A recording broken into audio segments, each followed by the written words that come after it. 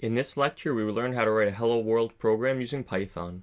A tradition in computer programming is that whenever a programmer is learning a new language, the first thing that they learn to do is print Hello World to the console. In Python, this is quite simple. First, we type the print function, which is the word print, followed by a set of opening and closing parentheses. This function is responsible for printing output to the console in Python, and is one of the most common functions that you will use when writing Python code. Inside of the parentheses, we type the string we would like to output to the console. In this case, that will be Hello World. Then we will run the code by hitting the Run button. As you can see, the result is that Hello World was printed to the PyCharm console.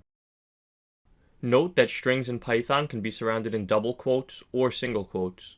Both will yield the same result. Python is different from languages like C# and Java in that it treats single quoted strings the same as double quoted strings. In C# and Java, single quotes are used for characters, but not strings. So we could change the double quotes to single quotes. Then we will run the code again. As you can see, the result is that the string Hello World was logged to the console, just like it was in the last example. For those of you with prior programming experience, this is probably one of the easiest programs you have ever written.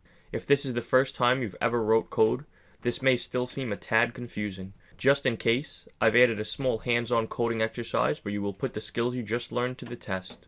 Next up is the Hello World coding exercise.